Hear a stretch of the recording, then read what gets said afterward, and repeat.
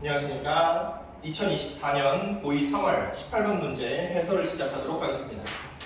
자, 문제를 읽어보니 그림과 같은 둥근 의자 3개와 사각 의자 3개가 교대로 나열되어 있고 1학년 학생 2명, 2학년 학생 2명, 3학년 학생 2명이 다음 조건을 만족시키도록 6개의 의자에 모자는 경우의 수가 어떻게 되느냐 묻고 있습니다.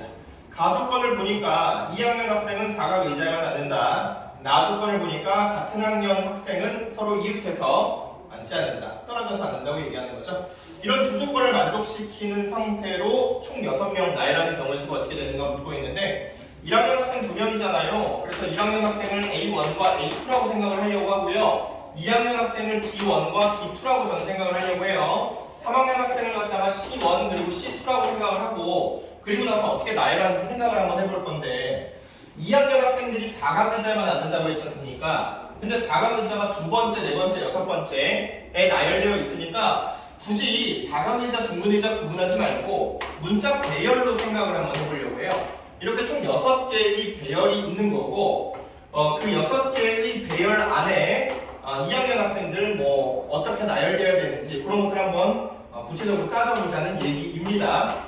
자, 처음 보실게요. 자, 두 번째 그리고 네 번째, 여섯 번째가 바로 사각 의자죠. 여기 지금 두 번째 그리고 네 번째 그리고 여섯 번째 여기가 전부 다 사각 의자입니다. 두 번째, 네 번째, 여섯 번째. 그래서 이 사각 의자에는 B가 들어가서 앉아야 돼요. 그렇죠? 그럼 예를 들어가지고 여러분들 B가 여기에 한 명 위치하고 여기 한 명 위치했을 때 누가 B1이고 누가 B2인지는 몰라요. 그런데 그냥 B라고 하는 즉 2학년 학생이 여기 이렇게 앉는 케이스 있을 것 같고 2학년 학생이 여기 한 명 들어가고 여기 한 명 들어가는 케이스도 있을 거고 2학년 학생이 여기 한 명 들어가고 여기 한 명 들어가는 케이스도 당연히 있겠죠. 그러면 이런 상태에서 2학년 학생 2명이 이렇게 앉아있는 케이스라면 그러면 이제 3학년 학생부터 전 생각을 해보려고 하는데 3학년 학생 2명이 여기 이렇게 이웃해서 들어가면 안 되잖아요. 그쵸? 그럼 3학년 학생 한 명이 예를 들어서 여기 위치했다고 가정했을 때 또 다른 3학년 학생은 여기로 들어올 수 있고요. 그리고 여기 한 명 위치했을 때 또 다른 3학년 학생이 여기 위치할 수 있는 거죠. 뭔 얘기인지 아시죠? 첫 번째 3학년 학생이 예를 들어서 여기에 위치했다고 한다면 두 번째 3학년 학생은 여기 위치하는 케이스 있고 첫 번째 3학년 학생이 예를 들어 제일 마지막 근데 두 번째 3학년 학생은 여기 위치하는 케이스 있을 거예요. 제가 좀 구분을 하자면 이런 케이스들이 있는 거죠.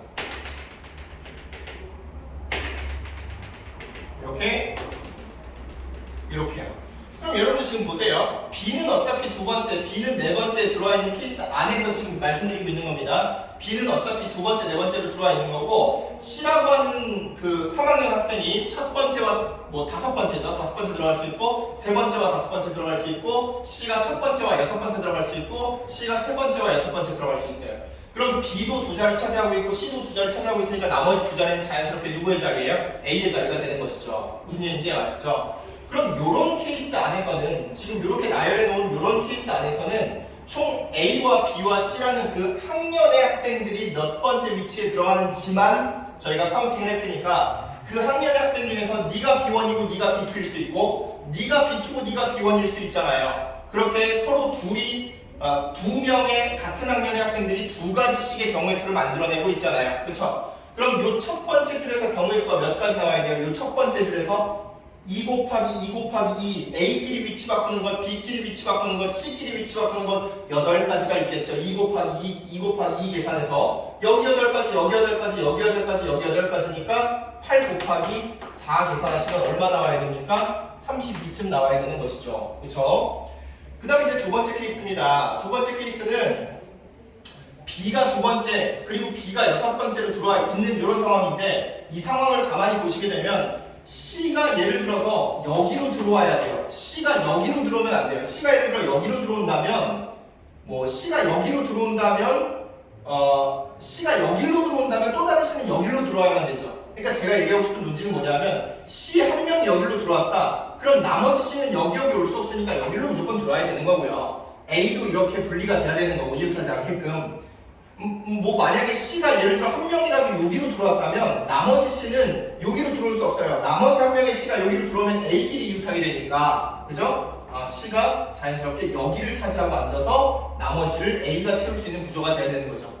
그럼 똑같이 지금 B가 두 번째, B가 여섯 번째 케이스에는 지금 몇 가지가 파생돼서 나왔으니까 두 가지 경우의 수가 파생돼서 나온 거잖아요. 그럼 첫 번째 경우의 수에서 몇 가지? 8가지. 두 번째 경우의 수도 몇 가지? 8가지 나오겠죠. 자, 이들 계산해 주시면 8 곱하기 2, 16가지가 나오게 되는 것이고, 제일 아래쪽도 사실 경우의 수는 똑같겠죠. 그러니까 여기에 예를 들어 C가 들어온다면, 그렇다면 B가 C가 되는 거고, 만약 C가 이 둘 중에 하나에 위치하게 된다면 반드시 여기에 C가 들어오게 되면서 A를 이웃하지 않게끔 여기에 C가 들어오게 되면서 A가 이렇게 들어오게 되는, A가 요쪽에 들어오게 되는 이런 케이스가 돼야 되는 거죠. 그럼 이 아래쪽에서도 몇 가지? 똑같이 8 곱하기 2 계산해서 16가지가 나와줘야 되는 것이죠.